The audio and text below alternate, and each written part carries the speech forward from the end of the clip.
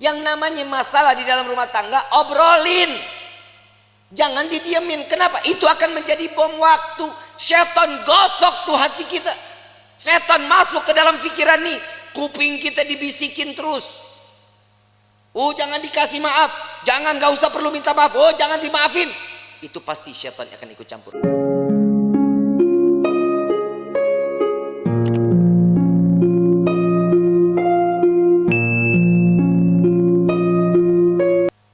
Orang dulu beda sama orang sekarang. Kalau orang dulu mah ya Allah dapat rezeki berapa aja mah boleh, alhamdulillah. Istri sekarang banyak nuntut. Gaji kemarin sekian, kenapa sekarang sekian? Betul nggak? Kenapa begitu?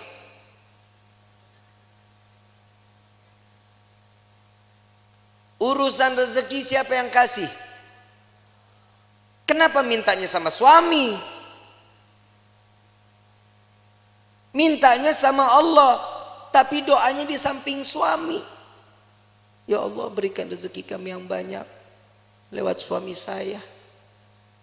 Samping telinga ngomong kalau lagi tidur juga.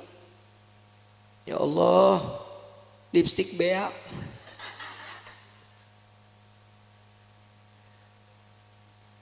Itu suami pasti mimpinya nggak bagus.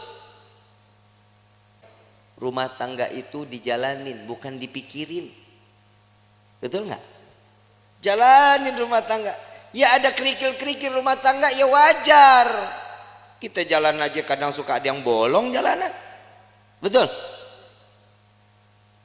Saat dimana kerikil itu ada, itu pembelajaran bagaimana caranya kerikil itu hilang. Ambil sapu, singkirin. Jangan ditimbun, bakal jadi gede. Orang lewat susah. Yang namanya rumah tangga itu jalanin. Jalanin semata karena apa? Karena Allah. Cari ridho, selamat, imannya juga dipakai. Yang namanya manusia itu ditegur lewat perkataan Allah. Takwanya yang diingetin. Kenapa? Karena pernikahan itu wajib dijalani dengan ketakwaan, dengan ibadah kepada Allah. Suami istri kalau jalan ibadah sama-sama di hadapan Allah dengan mencari keridhaan Allah, selamat rumah tangga kita, ibu bapak. Selamat. Ibu bikin kopi, ridho. Ya Allah, saya ingin bikinin kopi buat suami saya. Jangan dicampur sianida. Pahit. Bikin karena ridho, kehidupannya apapun senyum. Tadi saya bilang, jangan takut saat nanti setelah pernikahan rezeki kalau Allah lagi kurangin, terima aja. Ujiannya tuh di dalam hidup kita. Itu ujian pertama. Kadang ada pernah dengar nggak orang baru nikah 2 bulan 3 bulan cerai? Ada nggak? Ada. Kenapa? Karena tidak menerima hasil apa yang telah diberikan oleh Allah. Allah udah jamin di dalam Al-Quran, fa inna ma'al usri yusran, inna ma'al, setiap kesulitan pasti ada kemudahan, ada jalan keluar.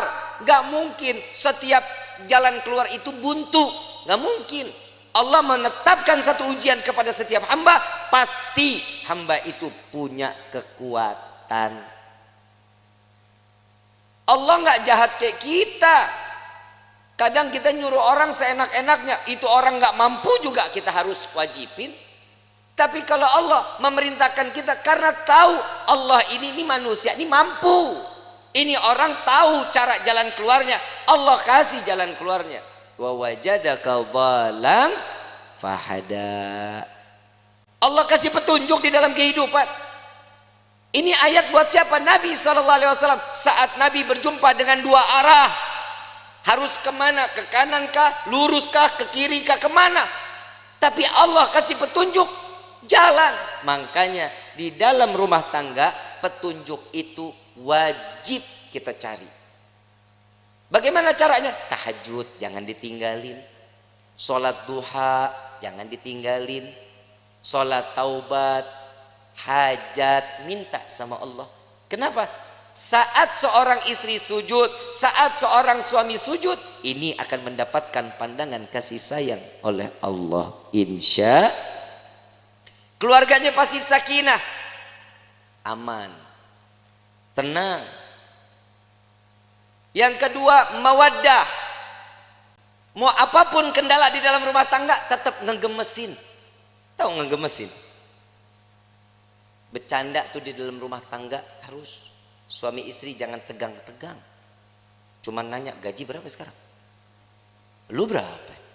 Gue sekian. Banyakan gua. Jangan. Saling. Bercanda bagaimana? Sekiranya yang dilihat istri suka, suami suka. Ada kisah ini, Sayyidina Ali karamallahu wajha, menantu Rasulullah sallallahu alaihi wasallam, pernah ada konflik saat Siti Fatimah berbicara. Saat Siti Fatimah berbicara itu, Sayyidina Ali ngerasa tersinggung. Wajahnya berubah. Gak senang. Tapi gak berani untuk ngucapin Sayyidina Ali. Kenapa? Karena memandang, ya Allah ini anaknya Nabi. Saya marah, saya takut dosa. Enggak dibicarain, tapi masang wajah berubah. Siti Fatimah sadar, salah ucapan saya. Minta maaf. Langsung minta maaf sama suami. Gak dijawab. Keliling sambil nari-nari. Sambil nari-nari. Begitu selesai nari-nari, bikin lucuan, sampai Sayyidina Ali tertawa, senyum. Maka disitulah Siti Fatimah datang kepada Rasulullah sallallahu alaihi wasallam. Ya Rasulullah, tadi nih saya ngerasa ada salah bicara sama suami saya. Langsung mukanya berubah, Nabi ikut berubah. Belum selesai bicaranya Siti Fatimah, Nabi juga berubah. Kenapa? Hei, engkau tidak akan mendapatkan keridhaan Allah, engkau akan dilaknat oleh Allah. Ntar dulu, saya sudah berhasil membuatnya dia tersenyum. Apa yang kau lakukan? Saya menari-nari entah berapa puluh kali saya keliling-keliling di depan wajahnya. Sampai keluar senyuman. Apa kata Nabi? Maka saat dia tersenyum, Allah buka pintu surga untukmu, maka Allah kembali ridha kepadamu. Pak, Bapak, esok kalau istri marah-marah, panggil topeng monyet. Suruh main, suruh dia joget di depan kita. Jangan malu, Bu. Ibu punya salah, ngomong minta maaf. Nggak tahu salahnya di mana, tetap minta maaf. Bib, kalau yang salah suami, tegur baik-baik. Jangan didiemin sehari, 2 hari, 3 hari. Ini bahaya. Ini kadang di rumah tangga suka begitu tuh. Kadang kalau lagi ribut rumah tangga, main diem-dieman. Saya lagi bingung, ada suami istri kalau ribut diem-dieman. Lu tinggal serumah, lu diem-dieman, lu kayak anak kos. Yang namanya masalah di dalam rumah tangga, obrolin. Jangan didiemin. Kenapa? Itu akan menjadi bom waktu. Setan gosok tuh hati kita. Setan masuk ke dalam pikiran nih. Kuping kita dibisikin terus. Jangan dikasih maaf. Jangan, gak usah perlu minta maaf. Jangan dimaafin. Itu pasti syaitan akan ikut campur. Kenapa? Syaitan gak bakal pernah terima ngelihat rumah tangga utuh karena cari ridha Allah. Syaitan gak bakal diam. Siti Hawa, Nabi Adam, romantisnya setengah mati. Romantisnya setengah mati. Laki-laki digoda karena siapa? Nabi Adam. Kita sampai hidup di dunia, Nabi Adam dirayu sama seorang istri yang bernama Siti Hawa. Coba ambil buahnya. Tapi Allah bilang, gak apa-apa, kan gak dimakan, dipegang aja. Dapat rayuan, Allah murka. Allah udah bilang jangan makan, jangan gak deketin aja, jangan. Dipetik baru sampai di gigi, Allah murka, diturunin ke dunia.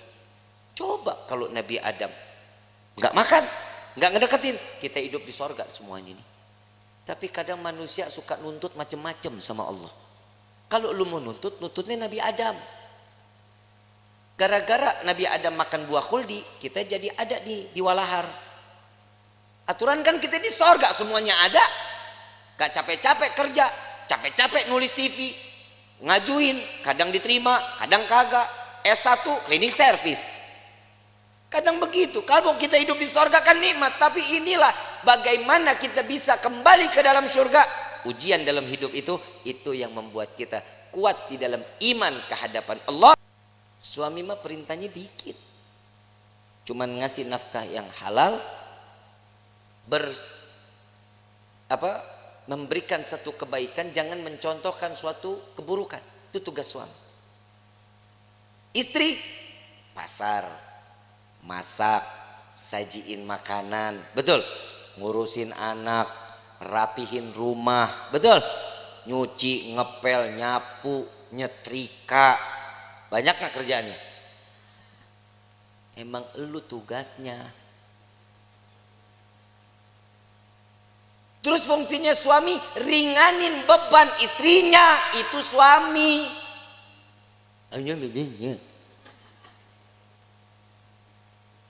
Yang namanya suami kalau lagi istri nyuci, suami yang ngejemur. Emang nggak ada suami yang begitu di sini? Nggak ada. Tukar tambah, Bu.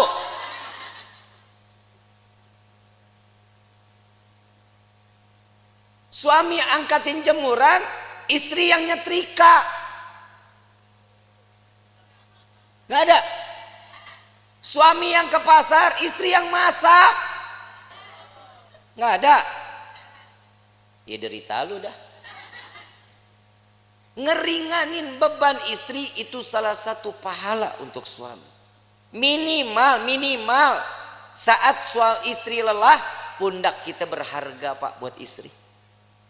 Saat istri mengadu, yang aku capek hari ini, sini saya. Sini. Gak ada yang begitu, gak ada.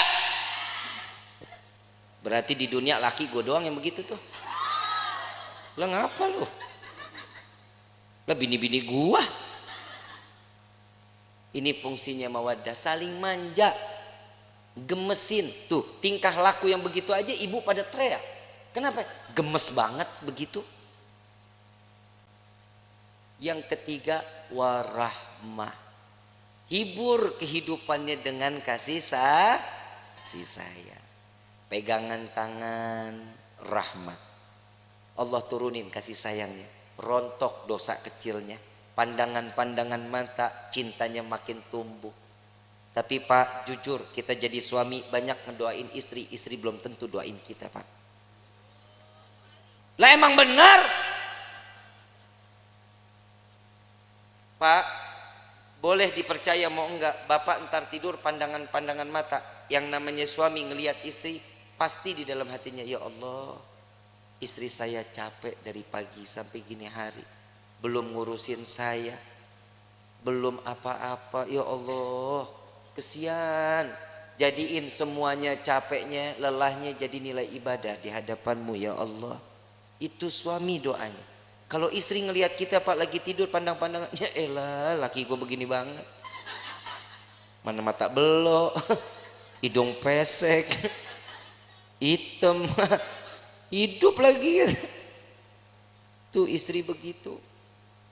Tapi ingat, Pak, semua apa yang dilakukan oleh seorang istri contoh dari suaminya. Bapak mau lihat istri wangi, Bapak juga tampil wangi dong. Ya, jangan tiap hari pakainya 1000 bunga, 1000 bunga, 1000 bunga. Istri juga enak pakai yang kerenan gitu.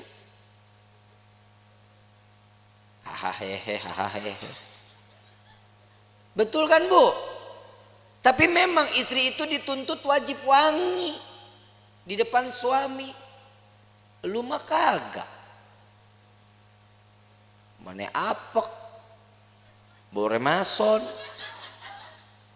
cap kampak, GPU, kan? Bu, jangan dulu dah, Mayang aja. Mayang, ini kan malam pertama nih, Yusuf, iya. Ini dalam hatinya, Habib udahan ke. Mayang, tampilnya sebagaimana pengantin baru terus sampai mati menjadi pengantin baru.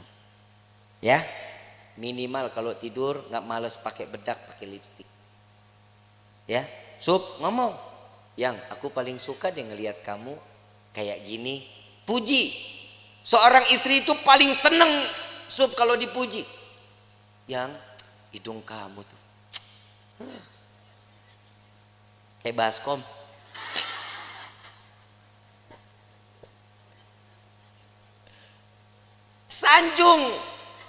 Sanjung istri. Yang Nabi sering sanjung istri, disanjungkan sama Nabi kan. Disanjung Humairah yang pipinya kemerah-merahan. Bapak ngomong, nih Dibit masalahnya orang hitam legem. Mana merahnya? Ya minimal kan dipanggil manis kan bisa. Sweetie kan bisa. Jangan dipanggil Blacky. Wah. Jangan. Karena kasih sayang itu timbul juga dari panggilan. Jujur, Pak, maaf, Bapak kalau dipanggil Sia gahar nggak? Kesel nggak? Dibilang manehna, kesel nggak? Saya ini seorang kepala rumah tangga, hargain saya. Coba kalau suami dipanggil sayang, besok uang jajan nambah, Bu. Dan laki-laki juga sadar diri, wajib ngasih tahu sama istri. Lihat Rasulullah nyanjung Siti Fatimah, Siti Aisyah saat lagi sholat. Siti Aisyah, Rasulullah lewat. Ya Allah, terima amal ibadah Aisyah. Ya Allah, ampuni dosa Aisyah. Ya Allah, masukkan Aisyah ke dalam surgamu. Doa di hadapan Siti Aisyah. Siti Aisyah lagi sholat. Begitu selesai sholat langsung kabur. Ya Rasulullah, tadi aku dengar engkau doakan aku. Iya ya Aisyah. Gimana perasaannya? Wah, senang. Begitulah caraku mendoakan umatku, kata Nabi Muhammad SAW. Ternyata doanya Nabi Muhammad tetap buat umat. Kebahagiaan siapa? Umat. Makanya orang yang menikah itu mencontoh sunnah Nabi Muhammad SAW. Makanya ibu, yang namanya suami nikah jangan banyak aturan. Suami mau nikah lagi, kasih. Emang apa? Perih. Lebih perih suami ngelihat lo cemberut mulu. Betul Pak? Pulang dari pagi sampai sore ngelihat istri udah begitu aja modelnya, dari mulai bangun tidur sampai sore begitu. Muka demek, rambut berminyak. Begitu dicium, ya Allah, bau kompor. Bu, mau suami betah di rumah mau? Yang rapi dong. Kelihatan suami bakal pulang kapan? Mandi, rapi, bersih. Saat ngadepin suami, suami pulang ngelihat istri cantik, ya Allah. Itu capek ditinggal di pagar, Bu. Nggak diajak masuk capeknya. Mah, kemon. Gak ada cah. Kalau ini sudah di rahmahnya ini kita jalanin, inilah yang namanya baiti jannati, rumahku surgaku. Tapi kalau ini nggak ada, iman nggak ada, siap, rumah jadi neraka. Rumah jadi neraka. Ibu bapak romantis suami istri, anak ngelihat senang, anak pasti akan contoh kelak nantinya dia bersama suami atau istrinya akan sama sebagaimana rasa kasih sayang yang dicurahkan oleh pasangan ibu dan bapaknya. Kalau anak tiap hari ngelihat orang tua ribut, besok anak begitu juga. Apalagi kalau ada bapak kasar sama istri. Nah, punya anak laki-laki, punya anak perempuan, besok tuh anak kalau udah gede punya psikologinya berubah, takut sama laki-laki, dia akan cari pasangan perempuan. Lah emang udah banyak sekarang yang begitu. Sebenarnya itu faktornya bukan hanya itu. Yang kedua, ada salah sama siapa dia bermainnya, sama siapa dia berkawannya. Makanya rumah tangga itu diisi dalamnya dengan iman, kenalin Allah sama nabinya, maka rumah tangga akan berkah. Ini ibu kagak sholat, bapak enggak sholat, anak dituntut untuk hafal Quran, kan PA. Nah ibadah ya, Jangan bikin ibu, bapak masuk ke dalam neraka. Nah, lu yang mau dinerakain. Kadang orang tua juga suka egois. Dia ngarepin ini anak bisa nyelamatin dia. Sekarang hidupnya dia semau-maunya. Kasih kenal anak kepada Allah sama Nabi. Itu yang bikin tenang. Bapak, ibu enak ibadah. Ibu enak pengajian. Anak terlepas rambutnya. Kelihatan sama yang bukan mahramnya. Hati-hati. Ini anak perempuan begini. Cukup dengan satu helai. Bawa masuk 4 laki-laki ke dalam neraka jahanam. Bapaknya, pamannya, baik itu dari ibu atau dari bapak, suaminya, anak laki-lakinya. Jangan jadi aman. Makanya saya selalu mengatakan saat proses pemakaman, simak baik-baik. Untuk para alim ulama, para kiai, para asatid, saya ingin menyampaikan, untuk prosesi pemakaman perempuan dilarang ikut di dalam proses pemakaman. Ngaji, makanya ngaji. Jujur kiai, jujur ustadz, ustazah, benar. Ini yang masih menggunakan tradisi ini cuma para habaib sama syarifah. Sekarang proses pemakaman saat keranda jenazah dibawa, perempuan ikut di belakang. Saat perempuan atau si jenazah ingin diproses masuk ke dalam liang lahat, perempuan pada ngejejer di dekat lubangnya. Hati-hati, yang namanya perempuan itu banyak larangannya. Tangan terbuka segini, ini aurat. Ibu yang ngebuka aurat, jenazah yang disiksa.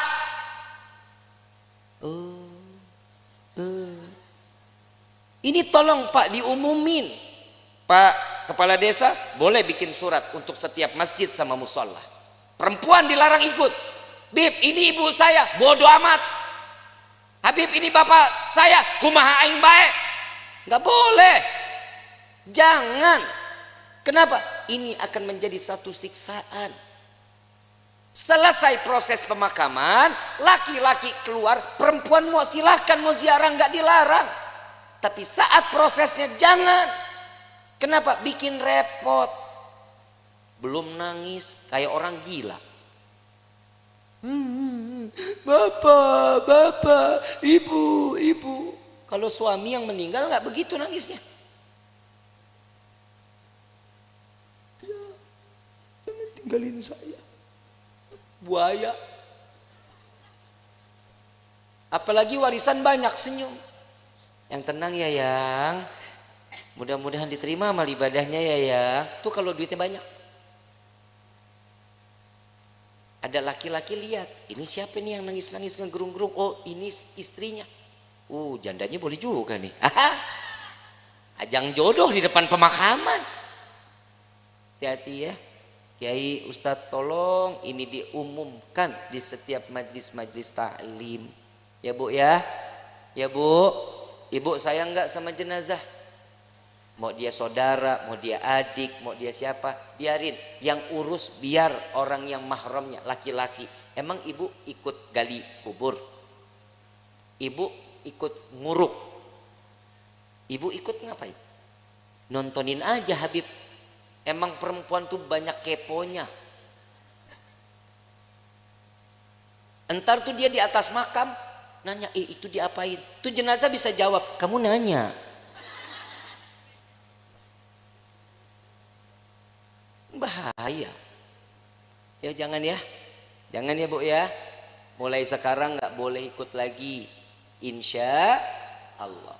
Nanti kalau suatu saat, mudah-mudahan kita semua dikasih umur panjang, sehat afiah untuk ibadah kepada Allah, amin ya rabbal. Allahumma, entah keluarga kita yang meninggal, biarin aja, biarin sampai selesai. Mau ikut ke pemakaman boleh, tapi nunggu selesai proses, laki-laki keluar, perempuan baru masuk. Ya, ikut situ, mau tebar bunga,